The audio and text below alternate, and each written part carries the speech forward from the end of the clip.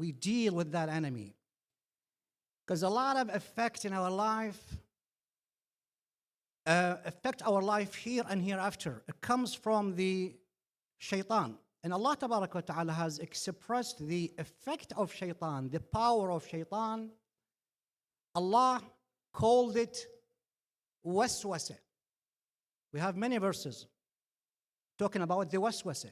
قل أعوذ برب الناس ملك الناس إله الناس من شر الوسواس الخناس الذي يوسوس في صدور الناس من الجنة والناس. Another verse, Allah says, فوسوس إليه الشيطان. Shaitan has a whisper to Adam, and he whisper to every believer. That's for sure.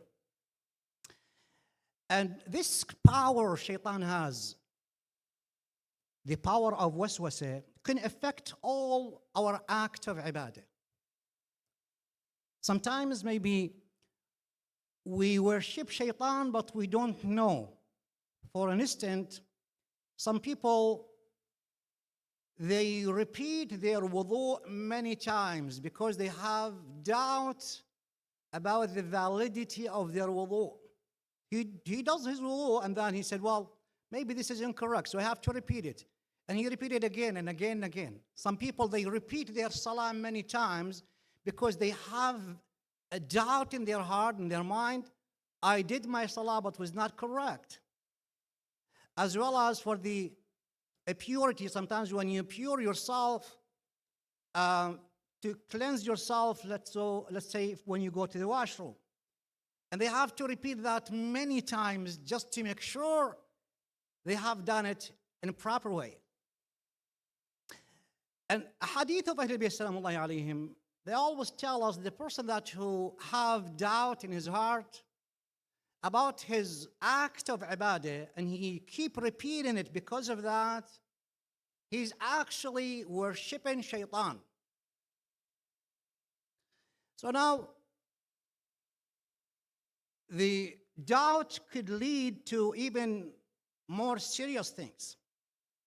Sometimes lead to have doubt about the existence of Allah Tabaraka wa Ta'ala. Some people, they do not believe 100% there's Allah exists here, or they have doubt about the religion of Islam, or about the reveal of Holy Quran, or even about the prophethood of Muhammad sallallahu alaihi wasallam. Allahumma salli. So what is the teaching of Islam that can make us avoid all that kind of doubt in our life, and we do not open door for shaitan to have power over us? First of all, as I just mentioned, we have many hadith from Ahlul Bayt salamullahi alayhim. The person that who follow the waswasa, follow the whisper of shaitan and repeat his a'mal, his ibadat, because of that doubt, he is worshipping shaitan. Al-Imam As-Sadiq, salawatullahi wa salamu alayh, one of his companions mentioned a man, and he said that man was very wise man. He said, Yabna Rasulullah, there is a man, his name, blah, and he's a very wise man, but he's repeating his salah many times because of the doubt of his salah's validity. And Imam Salamullahi alayhi says, this man is not wise. Why? He said, because he's worshipping shaitan. You know, shaitan is not, as some people think, he's stupid or he's ignorant. No, shaitan is very knowledgeable. Shaitan, very expert. Just imagine, he has experience of tens of thousands of years. And shaitan knows that when he comes to you directly and he say,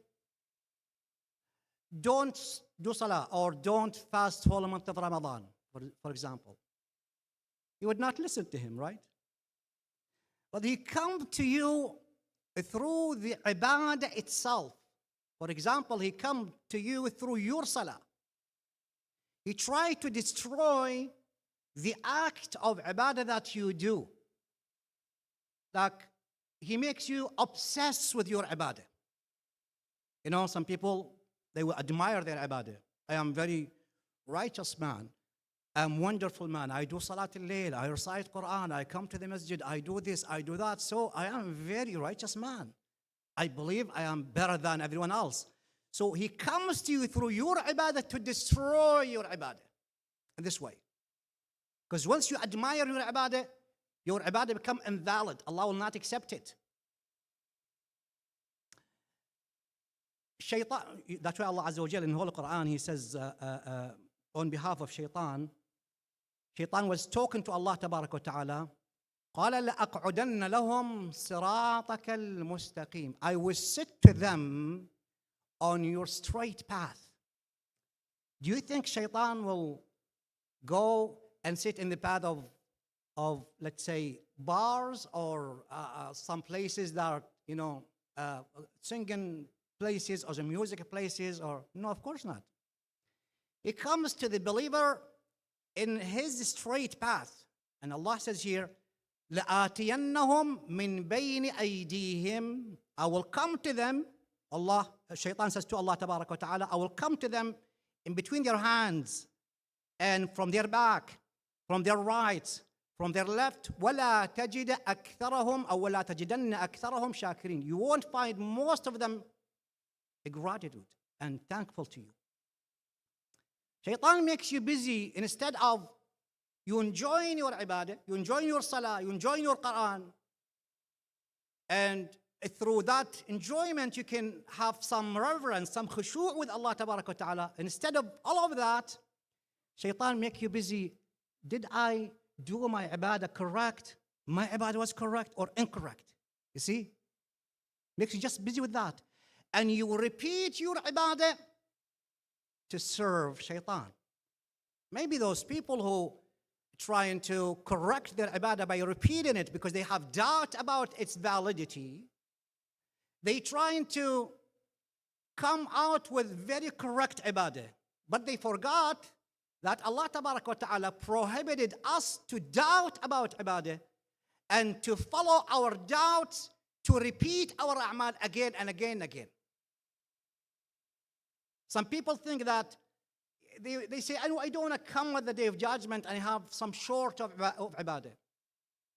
But you know, Allah Tabarak wa Ta'ala say, come at the day of judgment and your ibadah is short. It's better than you repeating your ibadah to serve Shaitan. You see?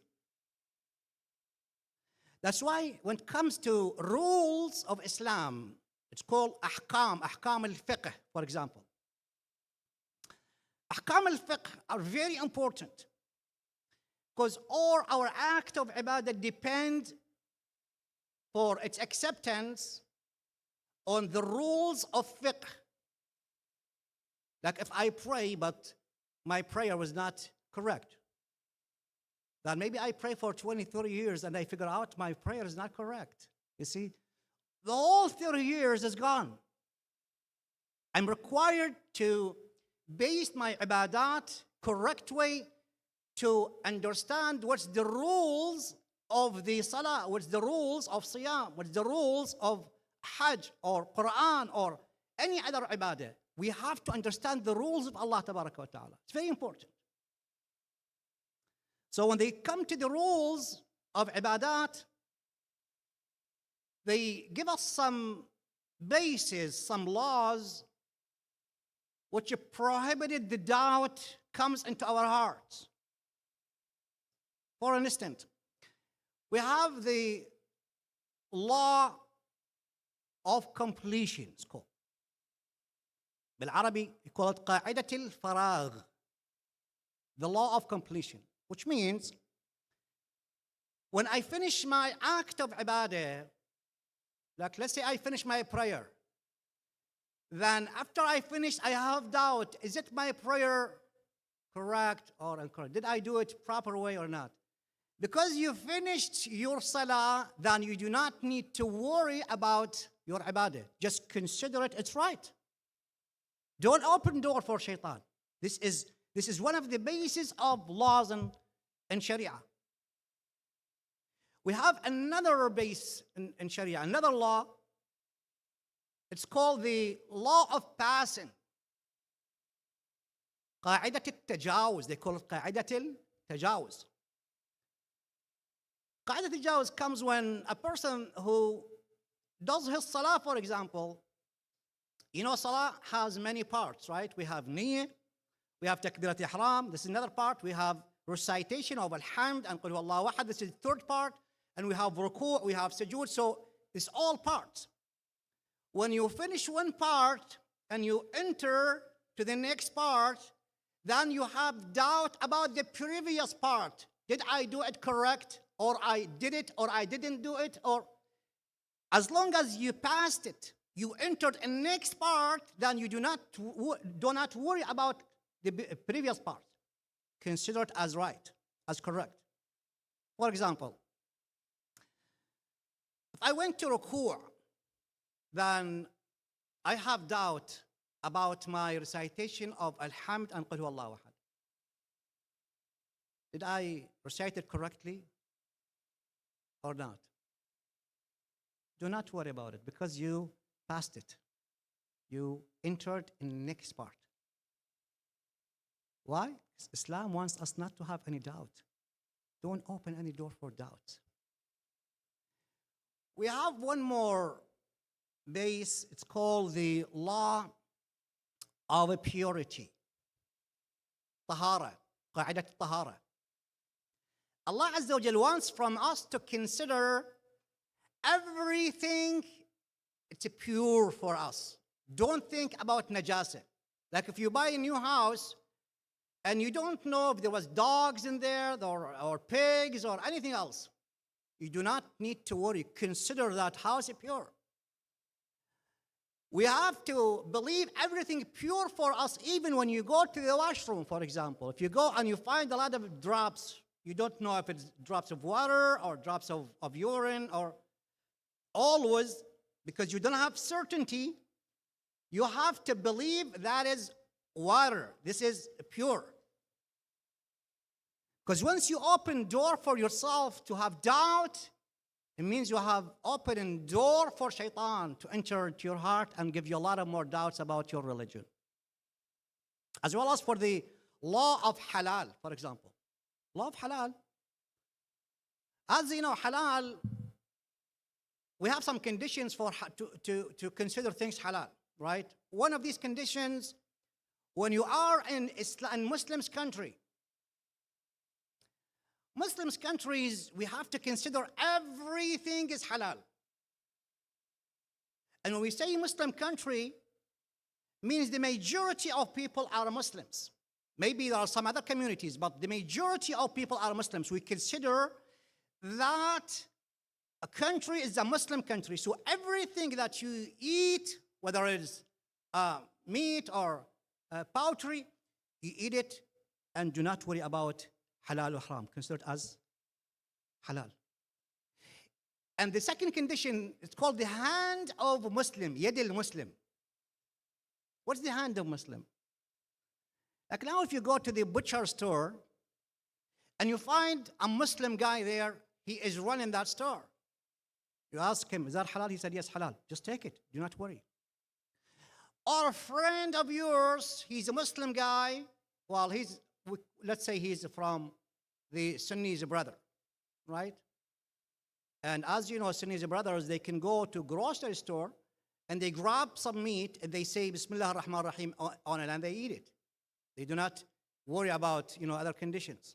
But for us as Shia, no, we cannot consider that as halal.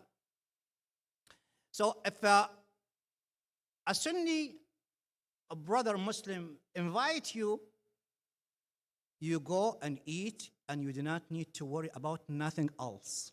Why? Because he is Muslim. Because you did not see in your own eye that he grabbed meat from the grocery stores and he cooked it and you were watching that. No, you don't know. Because he is Muslim, don't have any doubt. Go and eat.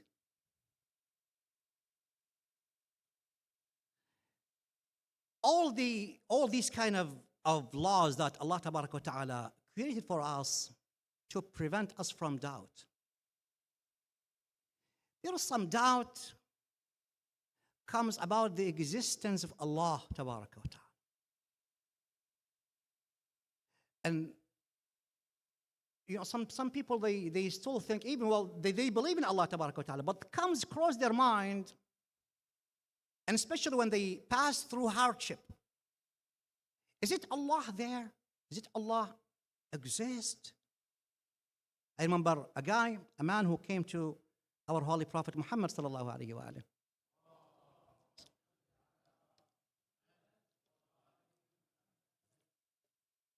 He said, Ya Rasulullah, I have doubt in my heart.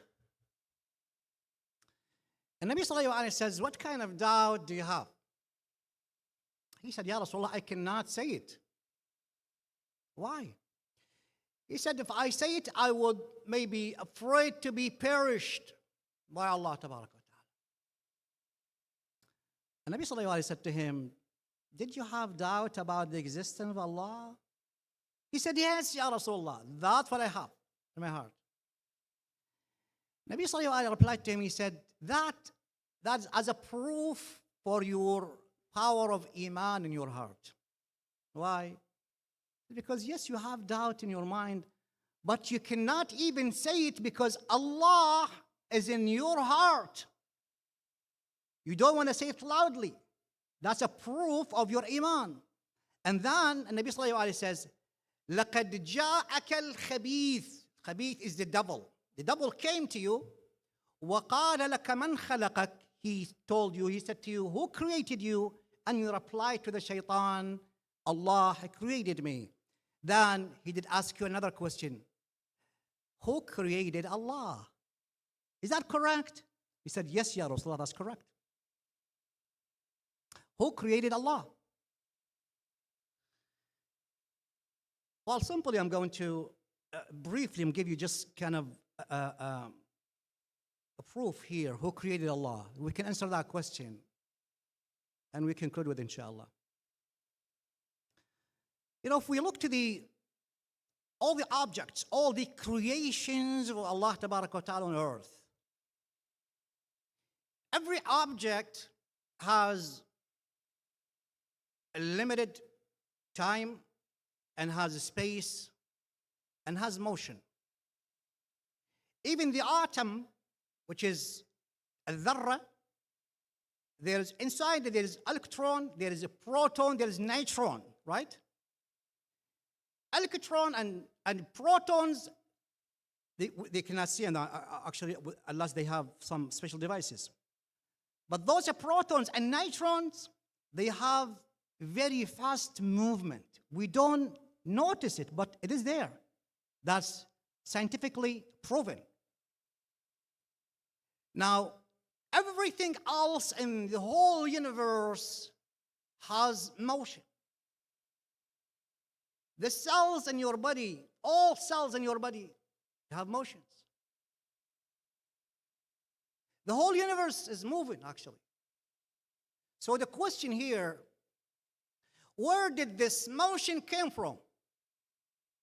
Who started this motion in the objects and things? There must be some power. It's over time, it's over space. Put that motion in the objects to make it moving.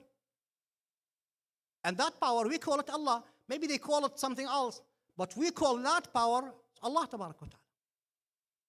Allah is over time and over space. He's the one that put motions in things. So that's why we cannot ask this question, who created Allah?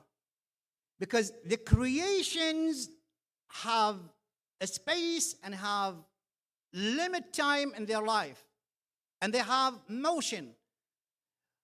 But the creator, the one who put motion, must be over and above time and above space. We call it Allah Tabaraka wa Ta'ala. See? And also we have to always convince ourselves. We speak to ourselves. You can speak to yourself. That no matter what kind of of doubt I have in my heart, I still believe in Allah. I believe that Allah, He is the provider, He is the creator, He is the sustainer. And we are going to live for a short period of time, then we're going to go back to Allah Ta'ala. When you have speaking to yourself this way, then you close all the doors for shaitan to put some doubts in your heart. Is there any way that also we prevent the doubt of shaitan and the waswas of shaitan? Of course. Allah Ta'ala in Holy Quran, Allah says, وَإِذَا قَرَأْتَ الْقُرْآنَ فَاسْتَعِذْ بِاللَّهِ مِنَ الشَّيْطَانِ الرَّجِيمِ. Allah always wants us to resort in Him, to seek refuge in Allah Ta'ala from the power of shaitan, from the waswasa, the whisper of shaitan. And how we seek refuge in Allah Ta'ala, we have to feel our weakness and we feel the power of Allah Ta'ala. So we run from our weakness to the power of Allah Ta'ala. How we run? Run it doesn't mean, oh, okay, I'm going to run. No. We have to have the feeling like when some, let's say, savage animal attacking you, right? You try your best to seek refuge in somewhere that protects you. Even maybe you're gonna climb the tree, right? But you're gonna find a way to protect yourself from that savage animal. It's the same way. Shaitan is savage. When we seek refuge in Allah Ta'ala, we have to run from our weakness to the power of Allah Tabaraka wa Ta'ala. وقل ربي أعوذ بك من همزات الشياطين وأعوذ بك ربي أن يحضرون وصلى الله على محمد المصطفى وعلى أهل بيته الطيبين الطاهرين.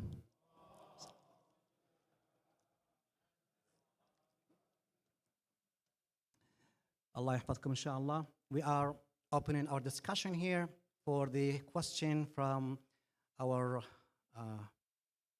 youth and, even elderly people, inshallah. And I would love for you guys to focus on the ahkam, the rules of fiqh, that will make you even more understanding the way of your act of ibadah, inshallah.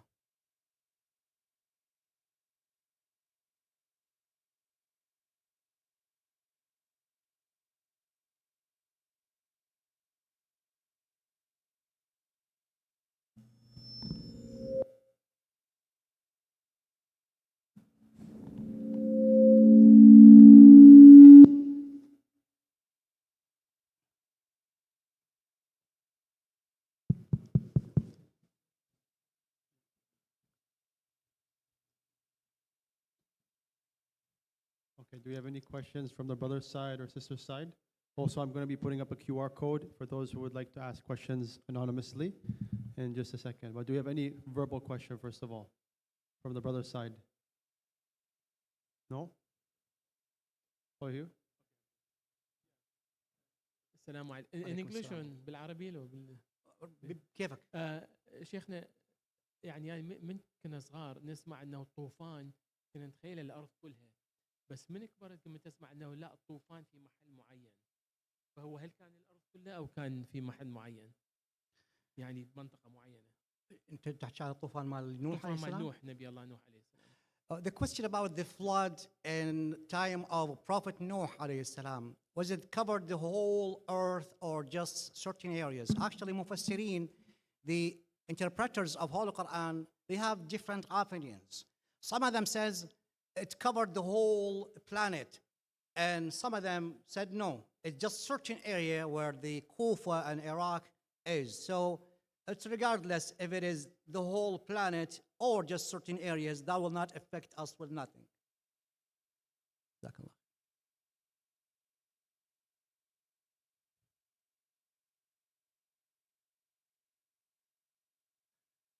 Any other question? If you have a question, please raise your hand so I can see you.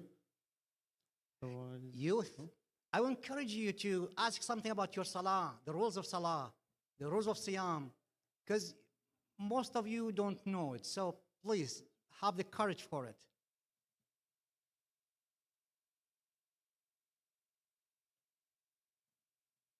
Who wants to ask a question? Well, Nobody? let elderly people do it then. Elderly people? Yeah. Anybody? Nobody. What about on the sister side? Is there anybody on the sister side that wants to ask a question? Yeah, yeah. There is? Okay, I'm going to give the mic here.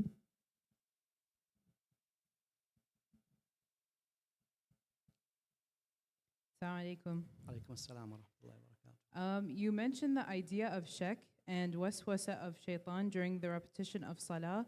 What if during salah we think we forgot tashahhud in the second rak'ah or a rukun? What should we do? Okay. You're talking about the doubt, if you have doubt about first and second rak'ah and third rak'ah, right? Yes. Check, yeah, doubt. Okay. Yeah, that's a good question. Let me explain that to you. You know, when it comes to our salah, some prayers we have 2 rak'ahs, and some prayers we have 3 rak'ahs, and some prayers 4 rak'ahs, right? Whenever you have doubt in first and second rak'ah, your salah is invalid. You have to repeat your salah no matter where you are and what part of your salah. And also Salat al-Maghrib 3 rak'ahs. Whenever you have doubt in your Maghrib salah, like let's say you have doubt between first and second or second and third, because it's Maghrib prayer has different rule. Also, your salah will be invalid. You have to repeat your salah. So we have Salat al-Sabah, morning prayer.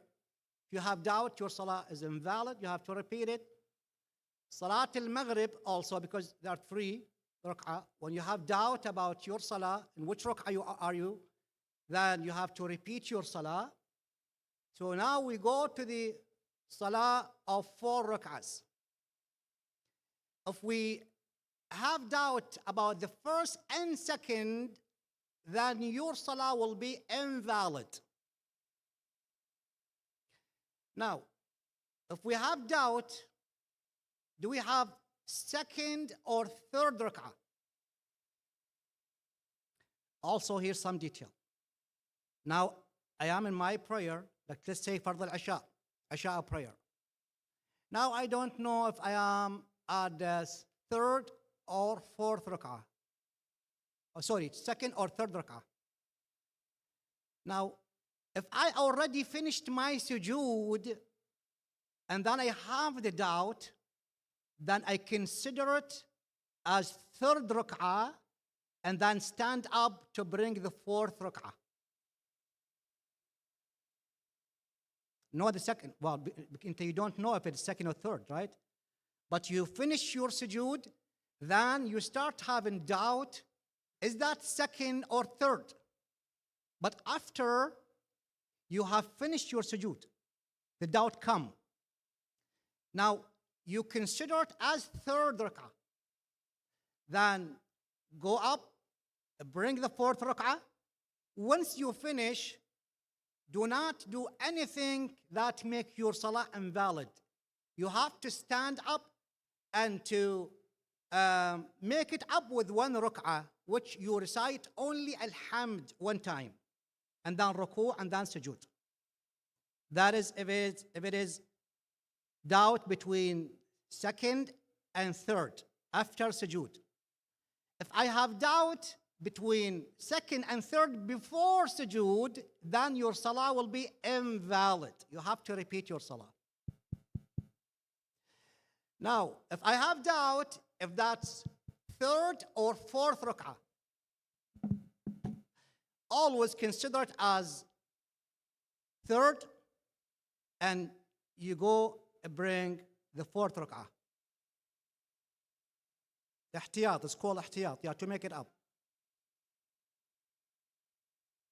Afwan?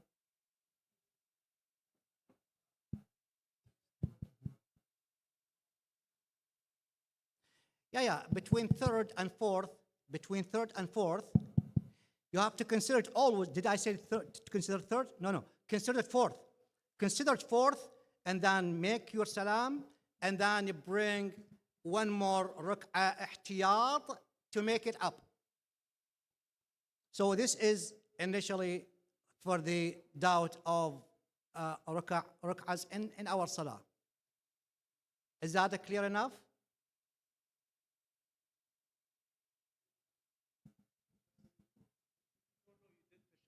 If you don't know you did tashahhud on the second rak'ah and you went to the third. Tashahhud? Yeah. Okay. I did not hear tashahhud anyways.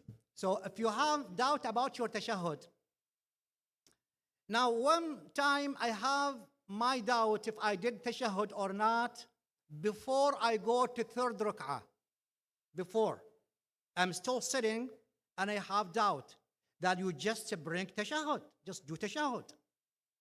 But if you go to the third rak'ah and then you have doubt, you don't have certainty, you have only doubt, then you do not worry about your doubt at all, because you don't have certainty. So don't worry about doubt. But it's recommended after you finish salah, you bring sajdatay as-sahu, it's called sajdatay as-sahu, which is you have niyyah, صلي سجدتي السهو قربتين الله تعالى, you make sujood and you say in your sujood بسم الله وبالله السلام عليك أيها النبي ورحمة الله وبركاته. You sit Allahu Akbar, again sujood بسم الله وبالله السلام عليك أيها النبي ورحمة الله وبركاته. You sit up and then you make tashahhud and taslim. That's recommended. It's not wajib, it's recommended because you didn't have certainty, have only doubt about it.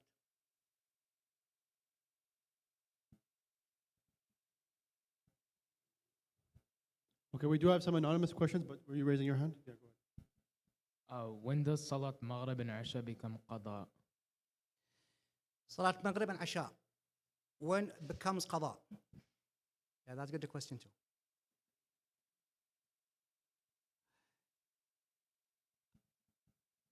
Sayyid Sistani,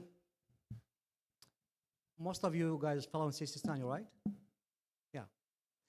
Sayyid Sistani says that Maghrib prayer, sometimes a person that he is not busy with anything, he's just sitting home and he's delaying his prayer, right?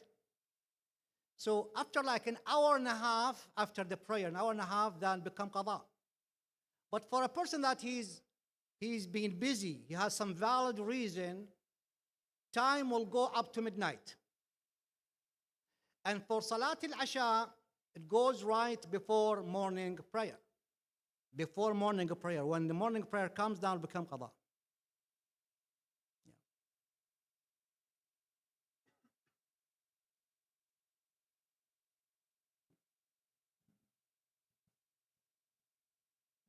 I think we have questions from the sister side.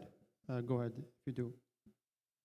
We have a question here that says, at what point should you break your salah if you have doubt? Are there any certain parts of salah that if you have doubt you should redo that part, or like redo the entire salah if you have certain doubts in it? Sorry, can you repeat the question, please? Yeah, sure. Okay. So the question is that if you have doubt, should you break your salah if you have doubt at a certain point? Like, what is there, if you have doubt at a certain point in your salah, when is it acceptable to like break your salah and redo it? Oh, well, doubt never ever bring the situation to cut off your salah, to break your salah. Doubt, you always deal with it as the way it is. If I have doubt at like let's say at tashahhud, then if I'm at the position of tashahhud, I do tashahhud. If I passed it, then I don't need to worry about my doubt. Now, if I have every part that I do in my salah, if I am at the position of same part, I just repeat it. I have doubt. If I pass it, then don't worry about your doubt. You see, so doubt situation in salah never come to the circumstances of current salah at all. Okay, we have a question from the anonymous side. So, by the way, the way we're going to do this is, inshallah, we're going to go, back and try to be balanced. So, one question from the anonymous side is, can you please share the importance of learning and gaining knowledge to end up with a good job over temporary or simple jobs? Yeah, sure. We have spoke about knowledge the other day. Knowledge it's one of the most important qualities in Islam. Knowledge gives the power for any person to first to have immunity um, from doing mistake in your life. Second, gives you the value among others. Third, knowledge makes you a very close to Allah Tabaraka wa Ta'ala, because Allah Azza wa Jal has the preferred knowledgeable people among other people who do not have knowledge. And of course, when it comes to knowledge, knowledge always, as faith, as piety, as everything else, is degrees, right? All of us, we should seek knowledge to elevate ourselves in this life and hereafter. Now, how much knowledge affects our job? You see, every person have different way of earning that knowledge. And every person who know his potentials, like I have potential, for example, to reach to PhD, but I stop at certain point of my knowledge to have just bachelor, right? Which is not, that's something we shouldn't do. We should have always ambition to get to higher degrees. Our ambition should not stop at one limit. Our knowledge should not stand and stop at one point. We should always have the ambition for ascension. We have to elevate ourselves, whether it comes to jobs, to knowledge, to anything else in our life. We should have that ambition to reach whatever we can. Sometimes people think they have only very limited way of knowledge and very limited way of potentials. But actually, they have in their side potential to make them go higher degrees. So they have to discover that potential to go higher and higher and higher. Never little yourself. Never say, I have just, very limited level of knowledge. Be always trust in yourself and go ahead for it, and you'll find the good result, inshallah. Okay, we'll do one more anonymous, then we'll go to sisters and then the brother's side, if there's any questions there. So another one from the anonymous side we have is, if we ignore doubt, does that mean we should not take precaution in the actions that we do? Like, in other words, I guess they're saying, is there any circumstances where we can take a doubt as well, if I could add to that personally?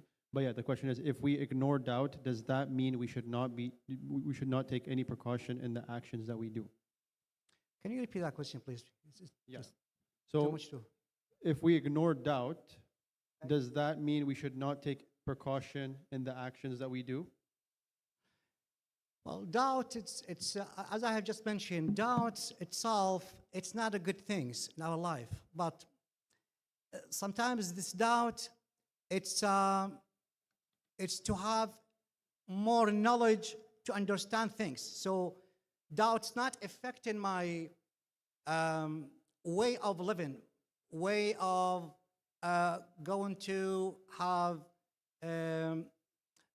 certain way of reaching to Allah Tabaraka wa Ta'ala. If I have that kind of doubt, then I should get rid of it, because that will affect my life and that will imprison and block my way to reach to Allah Tabaraka wa Ta'ala. But when it comes to doubt about people, sometimes you have to have doubt about people, right? Because you can't trust all people. You put some space of doubt to deal with others, that's a good way. Or you have doubt about your job that you have in. Is it my job, the right job that I have? Or I can even get a better job? So that kind of doubt make you elevate yourself to go to better position.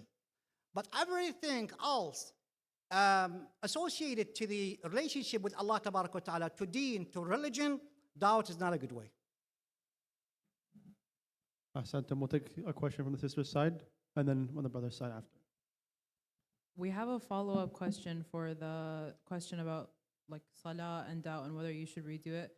So the clarification is, for example, if you have doubt in takbirat al-ihram, some say that you should, like whether you did it or not, some say that you should redo that part or redo your salah. The person is asking, are there other parts of the salah that if you have doubt in, then you should redo? Yes. Not just takbirat al-ihram. Takbirat al-ihram, let's say you have doubt about takbirat al-ihram and you're still in the position of takbirat al-ihram, so you just redo it, right? So let's move to, like, let's say, recitation of Alhamd and Qul Huwallahu Ahad. So I have doubt if I did my recitation good or not, but I'm still at the position of recitation. I can repeat it. There's no problem with it. Or I go to ruku' and then after ruku' I have doubt if I did my ruku' right or not. Then I should not consider my doubt as a valid doubt. So every time that I have doubt in whatever position I'm in my salah, as long as I'm at the same position, I can just redo it. There's no problem. Once I pass it, then don't worry about it. So we'll take one brother question, and then we'll go back to the sister's side. السلام عليكم. عليكم السلام ورحمة الله وبركاته. دائما عندنا I have to say it in English actually. إمساك and Fajr. There is different calendars out there. Yeah. And my issue is there is almost half an hour difference between Imsak and Fajr. Now, two questions within this. Which one should I go with? Obviously, and why is there a difference? Okay. That's within the same city, actually. Yeah, sure. Thank you.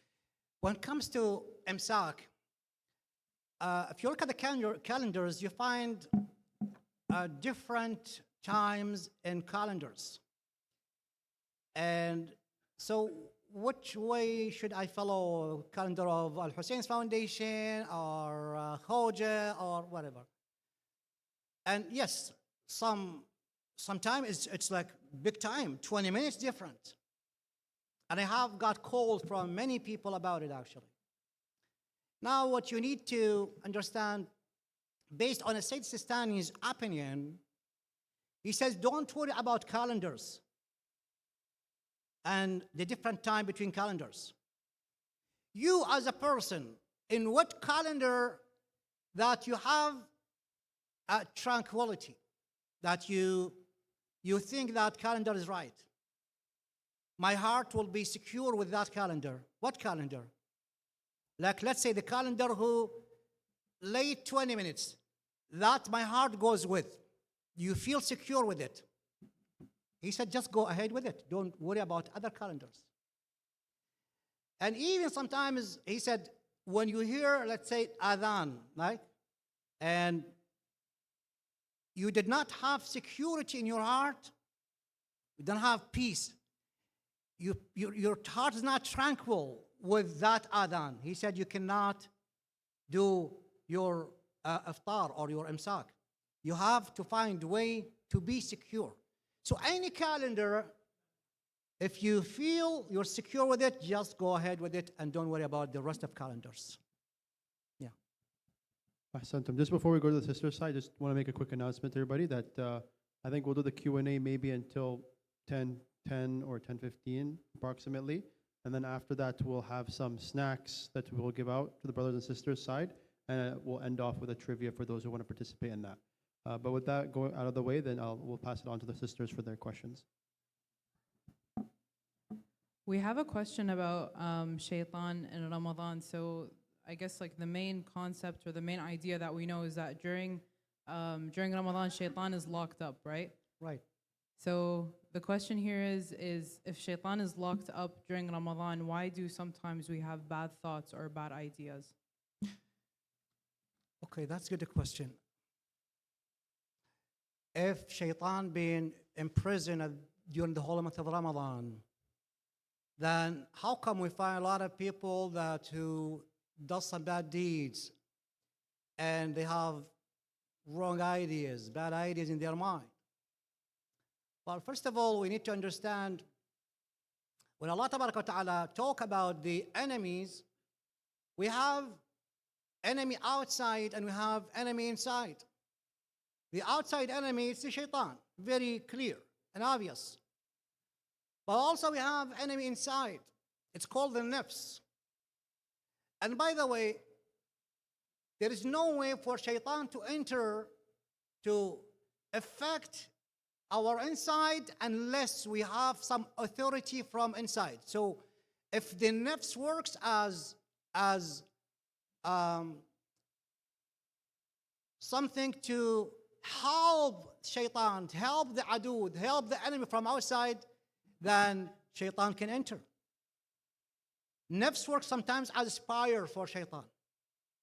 So during the whole month of Ramadan, shaitan is being imprisoned, right? But this nafs inside, is it in prison or it is unleashed? It's unleashed.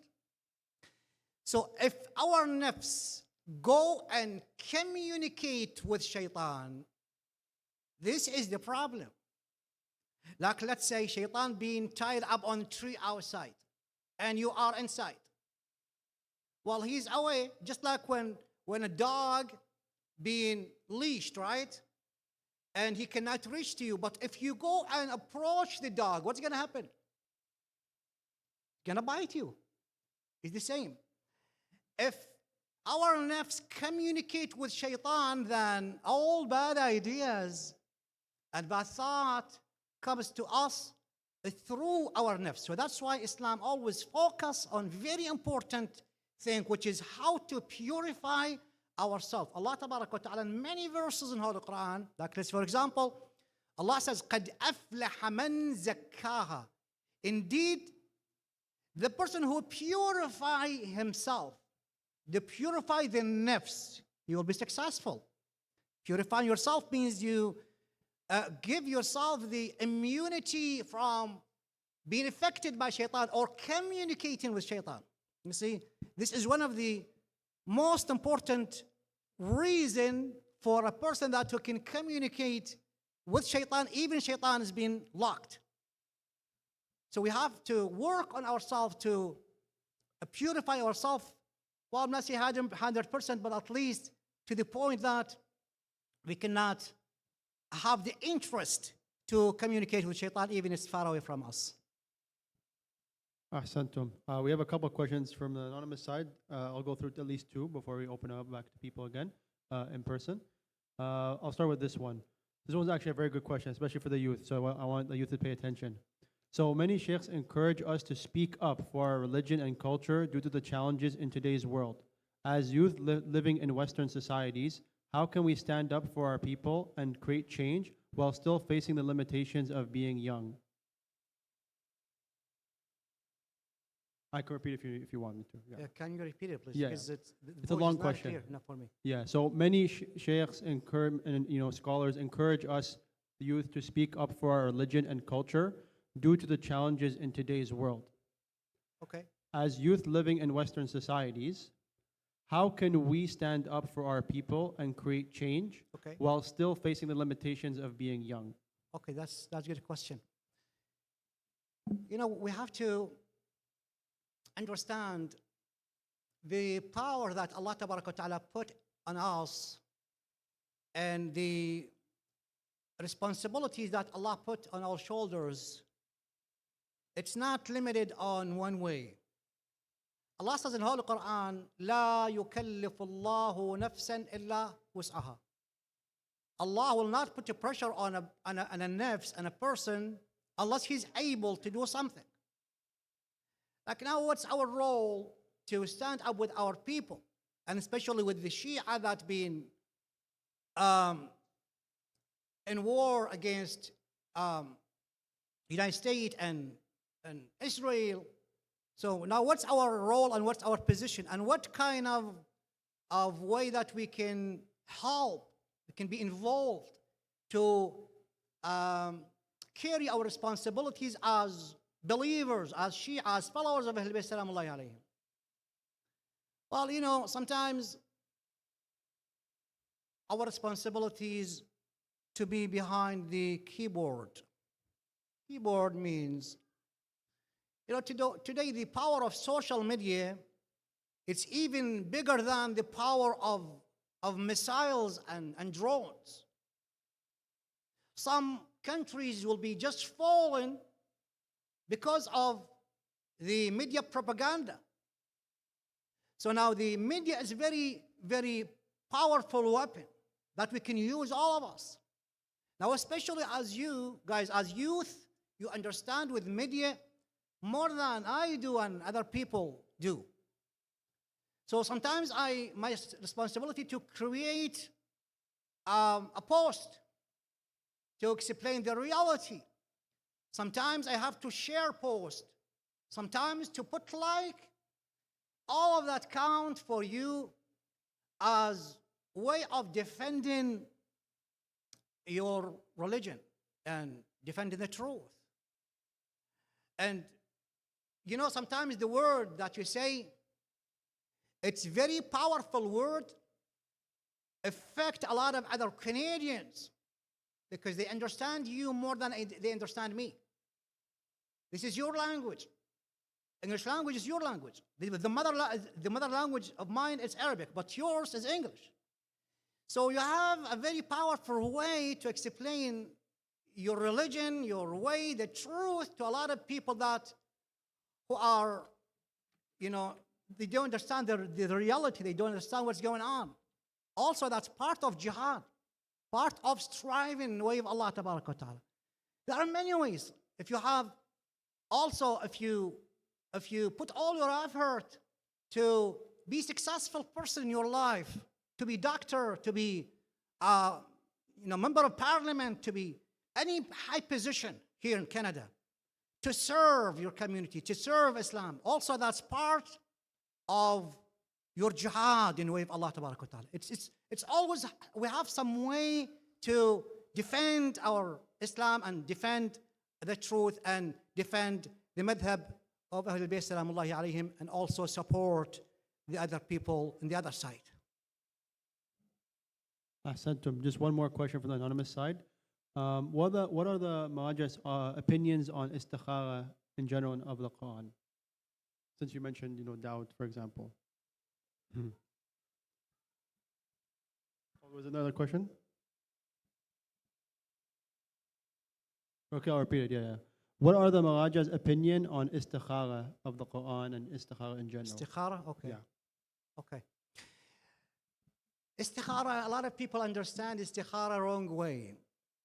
Istikhara, yes, it's one of the ways that you can solve your doubt about something that you may do it or you may not.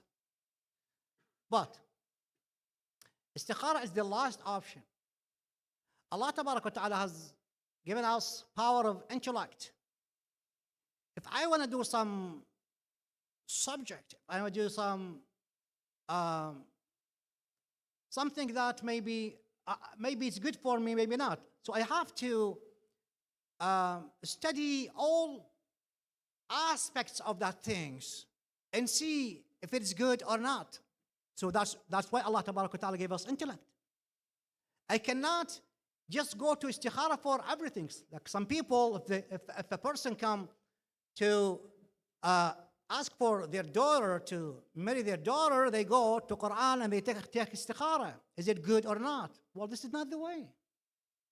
Because Nabi sallallahu alayhi says, "Man ja'akum tardawna deenahu wa khuluqahu fazawwajuhu." The person that you're satisfied with his deen and his akhlaq, then give him your daughter. Now, without asking about that person and how ethical he is, how educated person he is, they go and take istikhara. You see, istikhara always, it's the last thing when I think about the things I'm trying to do and study all the aspect of that things and find there is a way to go with it and find myself successful with it, then I don't have to do istikhara. But if I don't reach to that point, then I go back and take istikhara. Ahsantum. Do you have any questions from the sister's side before we then go to the brother's side? Oh, okay, actually, sorry, there is a couple more questions on. Do you have any questions from the brother's side before I ask an anonymous? Okay, I'll ask him. And then, yeah. السلام عليكم شيخنا السلام ورحمة عليكم الله حجينا ورحمة وبركاته. الله وبركاته. شيخنا في صلاة الجماعة الخط الأول أحد الإخوان والزملاء كان بطرف المسجد وأقرب شخص إلى تقريبا متر إلى متر ونص. هل هناك إشكال في صلاته؟ يعني كان فاصل وكان هو أول شخص من اليمين وبالخط الأول بحدود المتر إلى متر ونص. وماذا بشأن الخط الثاني لو حصلت في المنتصف؟ أحسنتم. When it comes to Salat Jama'ah, the gap between people should be the allowed gap, I would say, the allowed gap between two people. I'm talking about the first line. It's just as big as a spot of person, one person. See, less than a meter. Meters will be lots. So just like a spot of one person. If it's more than that, there will be gap. Will make him separate from the jama'ah. And that rule apply for the first line only. For second line, third, fourth, and on, they don't need to have, certain gap, like meter or 2 meters or 3 meters, regardless. Why? Because they take the connection from the people in front of them. You see? Like let's say there's gap 4 meters in second line, right? But the people are standing there taking their connection from the first line. So the first line is very important and has different rules than the other lines. Yeah.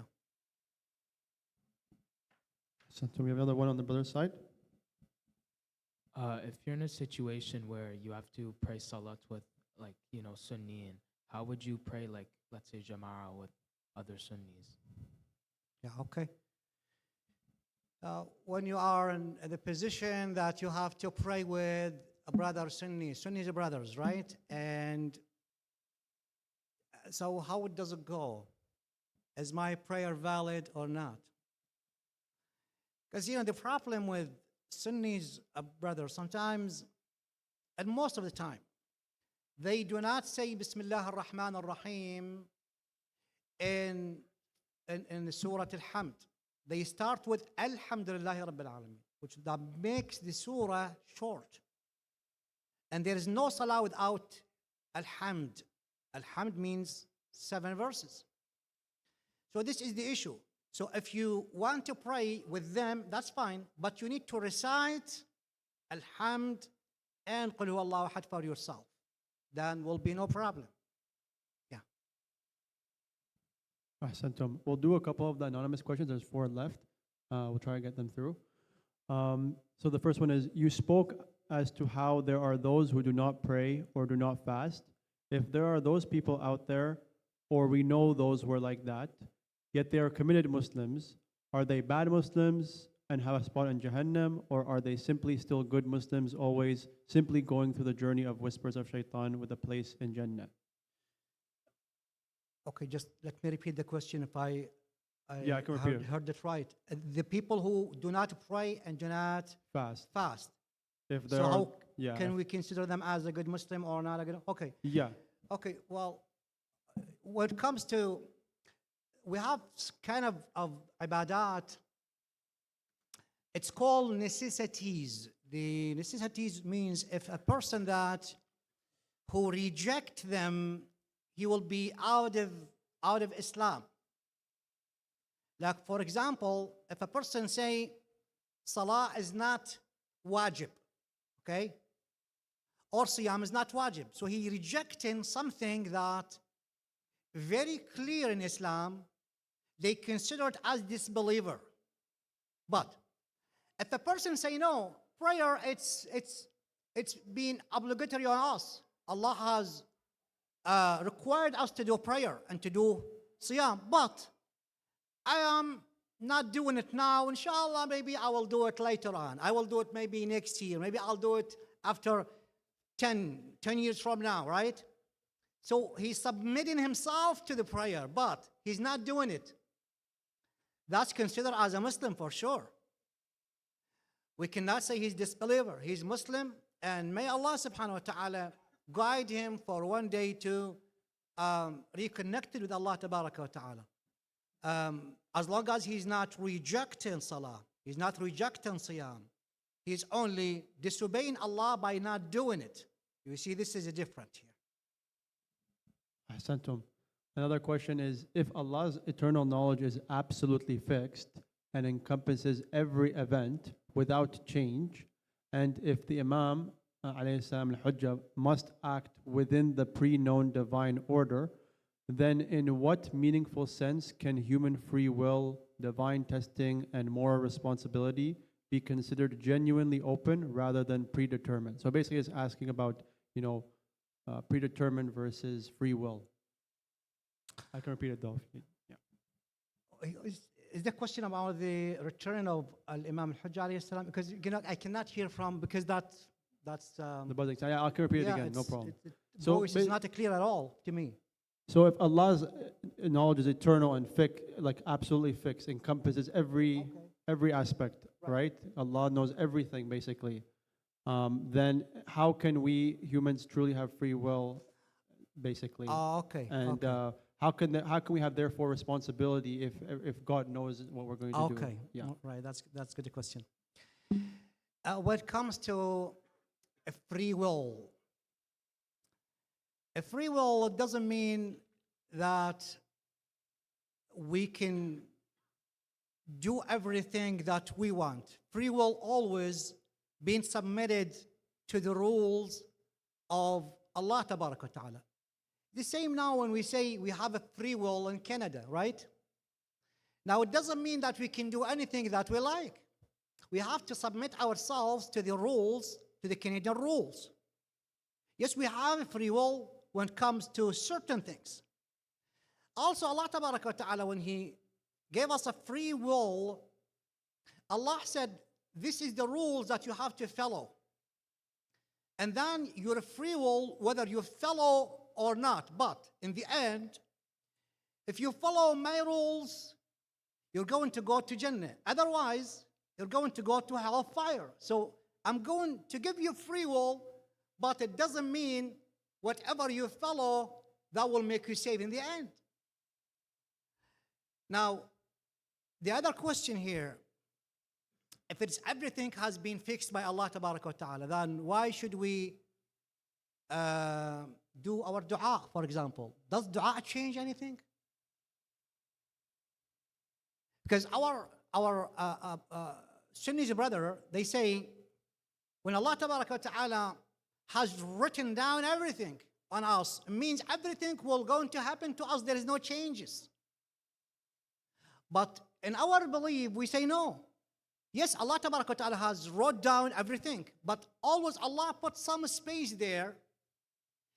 If you do that, I will change it to that. Like, for example, I'm going to make you sick, right?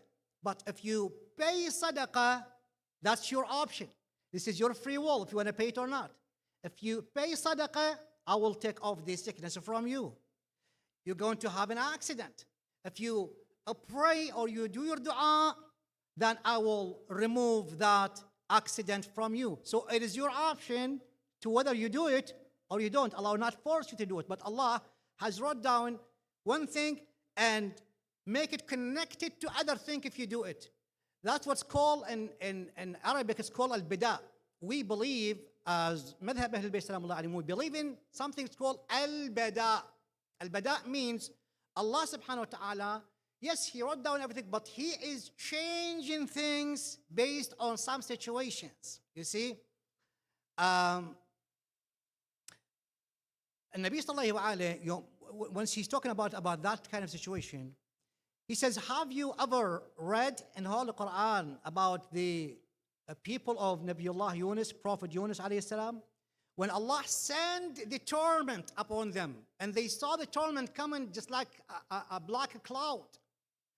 But once they pray to Allah, they supplicate to Allah, sincerely Allah removed that torment from them.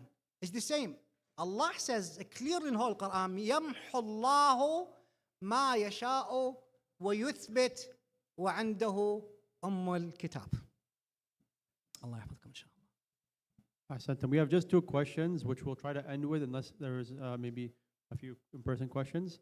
One question is, if someone obsessively worries about najasa and tahara, for them in the case that they see something najis or know it to be for them, is it okay to ignore it to proceed with their prayer, or would it be the same for wudu as well? So I think they're asking, if someone is worrying obsessively about najasa or tahara, for them, if they see something and like they sort of know it to be, like they remembered for sure, like it's not even just to say a doubt, they remembered that, for example, something was najis when they were trying to do wudu, should they repeat the salah? So it's like almost like you can say, I guess, a high doubt, not just a doubt, but with higher percentage of certainty almost. Okay.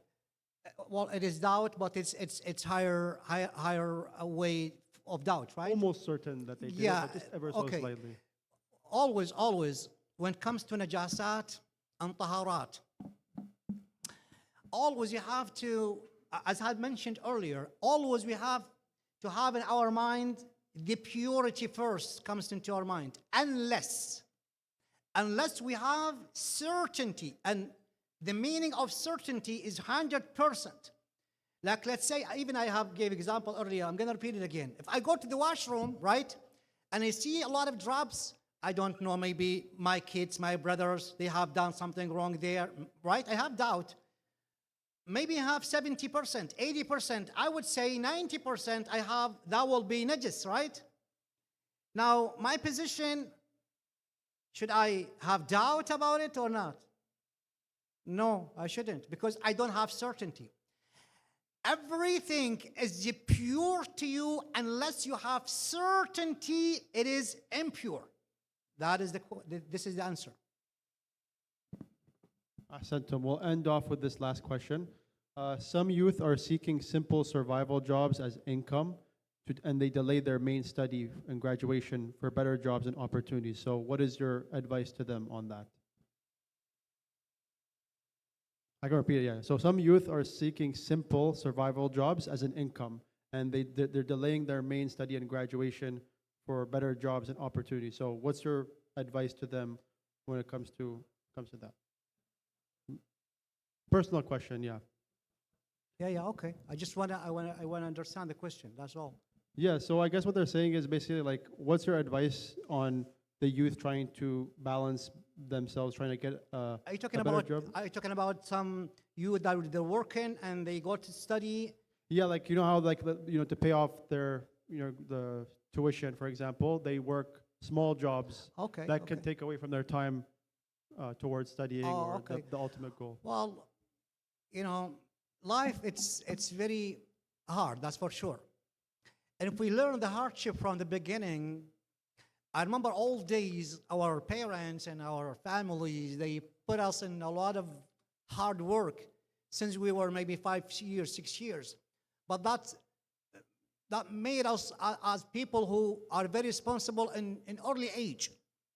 So I believe any person that you have opportunity to work, to help himself, to help his family if they need that kind of support and help, and go to finish his education, even that will delay him maybe sometimes, maybe 1 year or 2 years, that's no problem at all.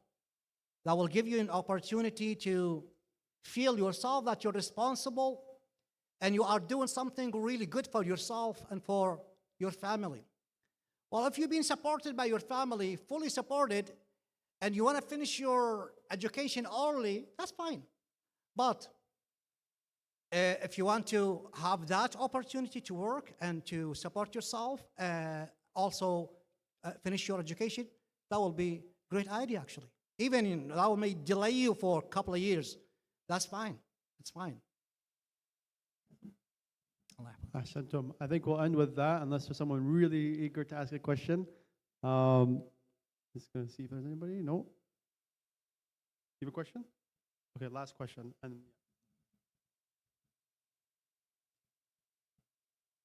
شيخنا حبيبي حمودي.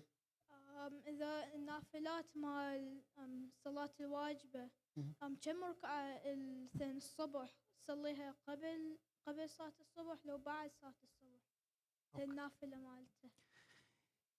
All nawafils that the recommended salah belong to our salat al-subh, dhuhr, asr, maghrib, and isha. For morning prayer, the nafil of morning prayer is 2 rak'ah. And you can pray them after midnight, or with salat al-layl, or right before morning prayer, or even the time of morning prayer already arrived, then you pray your nafilah, then you pray your morning prayer. So the nafilah of morning has a lot of options, a lot of ways to do it. But when it comes to nafilah of dhuhr, for example, 8 rak'ahs, and asr, 8 rak'ahs, we have to pray them before dhuhr prayer, but we have to wait for the time of dhuhr prayer to arrive. Then we have to start doing the nafilah of dhuhr. For Salat al-Maghrib, we have to do the nafilah after Salat al-Maghrib. We can't do it before. Salat al-Isha also before. That's how it goes. Is it are there some like إذا we can do mustahabbat of 2 rak'ahs if we're like in a hurry? Mustahabbat? Yeah, like instead of 8 rak'ahs, can we do 2 if we're like in a hurry? Oh, if you're in a hurry? Oh, no. Okay, when it comes to nawafil, it's totally different. Nawafil of salat has different rules. Like if I want to pray nafilah of dhuhr, right? It's 8 rak'ahs, right? Can I do just 2 or 4? No, you can't. It's either you do them all or you leave them all. But if you wanna pray, like let's say, mustahab, not for nafilah, just mustahab, regular mustahab, you can do 2. Whenever. Has no limit time. But when it comes to nawafil, it's either you do them all or you leave them all. Yeah. شكرا. Habibi. Ahsantum. Thank you everyone for participating in the Q&A. And thank you, Sheikhna, for doing this. It's a great pleasure. It's a pleasure to be with you, Yes, and we a really pleasure to enjoyed answer it. all your questions. And I hope, inshallah, tabarak wa ta'ala, will gather again, and we have, inshallah, more meeting, and we'll serve you, inshallah, even better. Inshallah. Inshallah. صلوا على محمد وآل محمد. اللهم صل على محمد وآل محمد. I'm now going to show a booklet for the trivia for those who would like to participate. So just go near the TV if you want to scan the QR code. And I'm going to be handing out snacks, both on the brother side and sister side. We will distribute snacks. And again, for those who want to participate in the trivia, just look at the TV and scan the QR code.